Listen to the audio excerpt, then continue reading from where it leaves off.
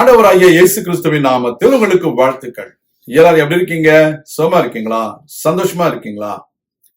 இந்த நாளிலும் ஆண்டவர் கொடுக்கிற ஆசீர்வாதமான வார்த்தை எரேமியா 16ஆம் அதிகாரம் 21ஆம் வசனம். Jeremiah chapter 16 verse 21.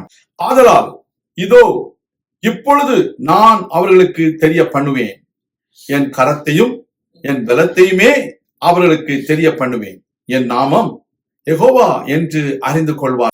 அருமையான தேவனுடைய பிள்ளைகளே, தேவன் தம்முடைய கரத்தையும் பலத்தையும் தெரிய பண்ண போகிறார். தேவனுடைய பிள்ளைகளுக்கு விரோதமாக சாத்தான் பல யுக்திகளை கொண்டு வந்து உங்களுக்கு விரோதமான செயல்களை செய்யலாம்.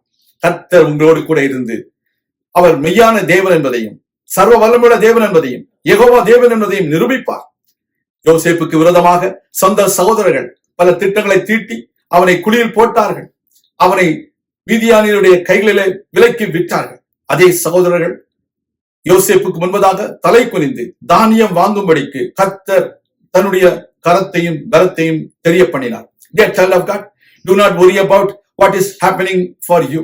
The Lord God whom you worship is alive. He is going to prove that whoever is coming against you shall be ashamed. You shall not be ashamed. God will show the might and power of God in front of everybody because you believe and trust God. You do not be afraid. The disciples and the apostles, they were persecuted during the time of the first century. The Pharisees and the Sadducees and the Sanhedrin, they persecuted them.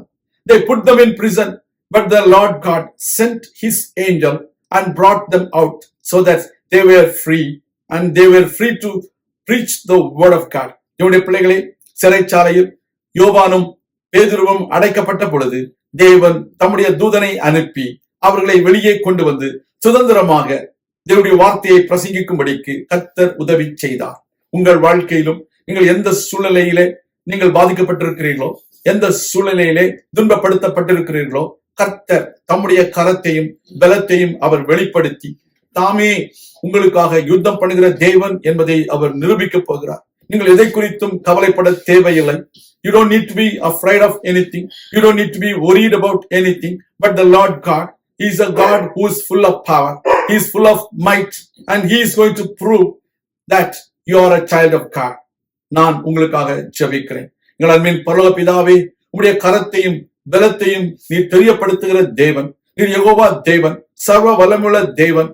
கர்த்தாவே, உம்முடைய பிள்ளைகளுக்கு விரோதமாய் செயல்படுகிற எல்லா அந்தகார சக்திகளையும் எல்லா பிசாசின் கிரியைகளையும் வல்லமைகளையும் நாங்கள் இயேசு கிறிஸ்துவின் நாமத்திலே அப்புறப்படுத்துகிறோம். உடைய பிள்ளைகளை ஆசீர்வதியும், உடைய பிள்ளைகளை உற்சாகப்படுத்தும், உடைய பிள்ளைகளுக்கு தேவையான நன்மைகளை செய்து உடைய நாமத்தை மகிமைப்படுத்தும், குறைவுகளை நிறைவாக்கும்.